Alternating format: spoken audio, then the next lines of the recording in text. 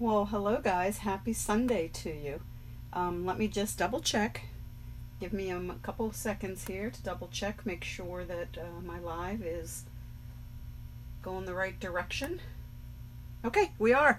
So, hey, thanks for joining me. So happy you guys are here. I am calling my technique highlighted heat embossing. And it all kind of was inspired by this card. This card uses the stamp set Abstract Impressions, and it is a triple step stamp. And for the highlighting portion of that triple steps, I did heat embossing with copper. So that kind of was my jumping off point for this. I kind of got inspired by that aspect. Just kind of hitting little bits of with heat embossing on my stuff.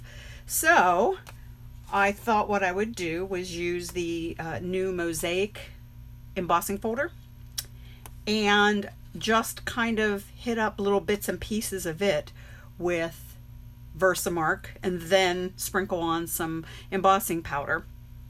So that's what I did here. I just played around with a couple pieces. This is crumb cake in the background. Now this one, I had gotten a sponge, quarter piece. I get a sponge and I cut it into 4 pieces.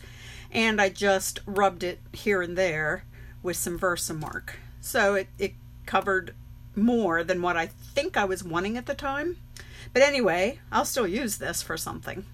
My next one, all I did on this one then was use the edge of the Versamark pad. So here's the Versamark. It's a watermark ink. It's kind of sticky, so it's great for embossing because it stays sticky for a while.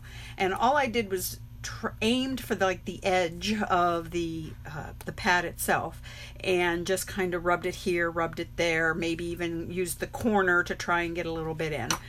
So that's what I got there.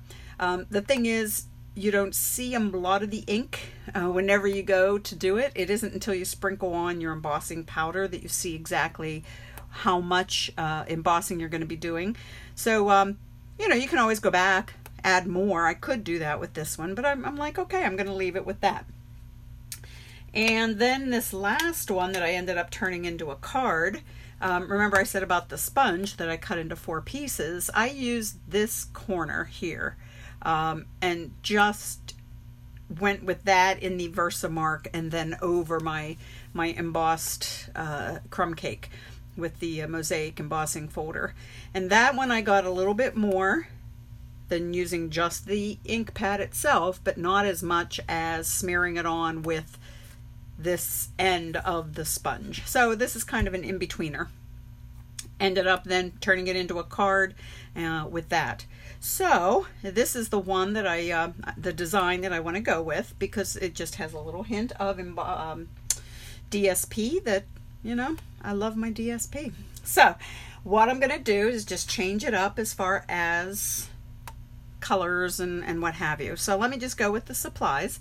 You can see I already die cut out and stamped my sentiment using the stitched all around stamp set, and then die cut it out with this beautiful die cut. I really do like that one, so that one has to be one of my favorites. Used the Mango Melody ink on that one. Okay, so now let me start from the bottom. Card base, thick whisper white. My favorite thing is the top folding card. So this measures 11 by 4 1/4, and then it's scored and folded then at 5 1/2. My 2 layers here, the Melon Mambo, I did die cut, or excuse me, I did not. I embossed it with the Mosaic embossing folder. This measures 5 1/8 by 3 7/8. Mango Melody is then just 1/8 of an inch bigger all around, so that makes it 5 1/4 by 4. All right, so those 2 will layer up here in a moment once I get that embossing done. My little strip of DSP is actually out of the Brights 6x6 DSP. This I'm is the Coastal Cabana color of it then. That measures 5 1/8 and 1 1/2. If you know me, I usually do 1/8 of an inch bigger for my layers, but this time I actually went 1/4 of an inch bigger, just a little something different. I wanted to really bring out the white in the stitching here. So the white underneath is 5 1/8 by 1 3/4. I have adhesive, both snail and glue. I'll show you when I'm going to use the glue. I have some of the glitter dots that I'm going to add somewhere for some embellishing. For the embossing then, I'm going to use my embossing buddy. So let me go ahead and get started on that. I'm actually just going to do the embossing buddy over this entire piece here because I just don't know where I'm going to end up putting the ink. Okay, so let's cover that up. This will help lower the static. Even though with this highlighting technique, I don't care if I have little pieces of embossing powder that's kind of gone haywire, that's fine. But I'm kind of in the habit of using the embossing buddy, so I think I'll stick with it. The other thing I have then, I'm going to try it with clear embossing powder this time. That is a very old jar of embossing powder that I have. You'll notice the logo is nothing at all like what we have anymore. So, but it still works, right? So let me go ahead now and get a piece of scrap paper so I can do my embossing. Oh, I have the heat tool as well, or the heat gun. So that I also have. All right, so this time I am going to, because I like the way the outcome of it, I am going to just smear this cut edge into my Versamark and just kind of hit up my cardstock here, maybe there, and a little bit of everywhere, right? Like I said, it's just kind of like highlighting little bits of it. I want it to just sort of hit the raised portions, and I'm just very random. That's what's kind of fun about it. I did want to pick an embossing folder that had a lot of raised images. I know you can use the other side if you like the debossed aspect of it, but I did want what was raised more, and that's why I went with this embossing folder and using it from this side. So, all right, just a little bit here and there. I might get a little heavier handed on some pieces, but since it's going to be the clear, I think I'm going to really like that, so it's not going to really overwhelm the background too much. Okay, yes, there's nothing much there that you can see until the magic happens, and the embossing powder just gets sprinkled all over.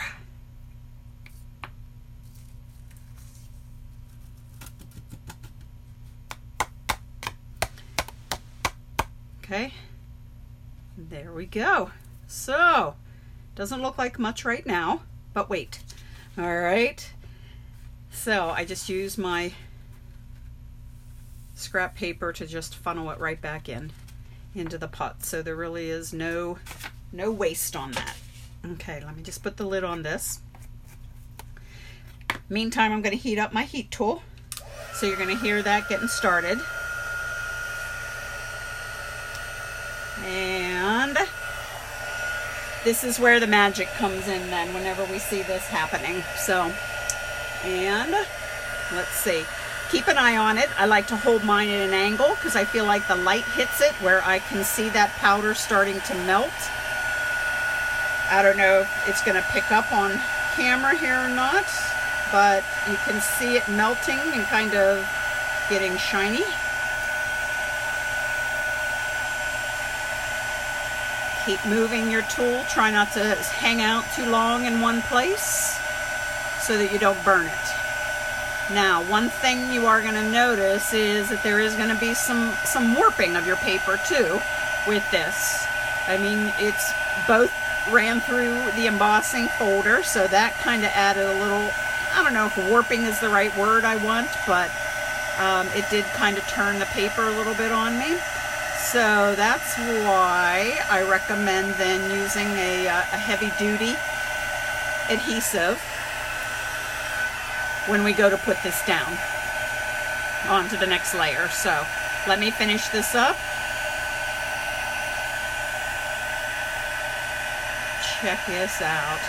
This is the fun part, seeing this all happen. So yeah, I think I got it all. So there's just the highlights now of the embossed, the dry embossed layer. So like I said, with all this extra warping and turning and that what have you of the paper, I'm going to go ahead. I'm going to use glue. I'm going to use an obscene amount of it too, just to make sure that it sticks down. You can certainly use tear and tape or any other type of heavy duty adhesive that you might have. So I'm going to bring back my Mango Melody layer.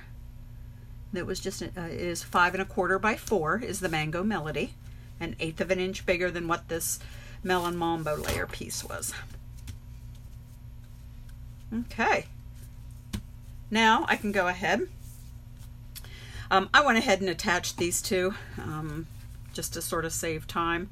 The paper, remember, is at 1.5 inches wide by 5 1/8. The white cardstock is 1 3/4 by 5 1/8. So there we go. All right, that's all together. This can actually now go down onto our card base.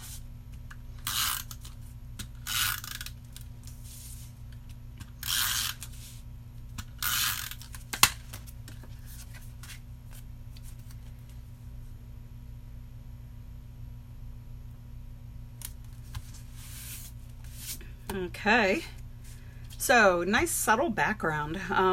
Reminds me of maybe like a snake skin or alligator skin. That would be cool with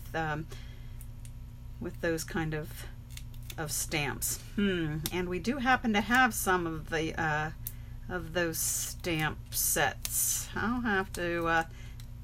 Yay, that's got my mind going again already. So, all right, I have some dimensionals on the back of this, and I'm going to just pop up my sentiment right there. And let me just pull in, I think I'm just going to add, to be honest with you, just one of these. Yeah, right there. That's all I want, because I want to kind of leave this fun background, which, like I said, I don't want it to be too overwhelming, but so there it is with the clear embossing powder. Let me bring back in the one that I used here. This is actually copper embossing powder here with the highlights, and here were some of the other backgrounds then that I created, just using different ways of applying the ink to the paper. So see which one you like the best and go with it. Just add some little highlights to your embossed background, really draw it out, and yeah, create something fun. Hey guys, thanks for hanging with me. I hope you have a great day, and I'll see you next week. Bye now.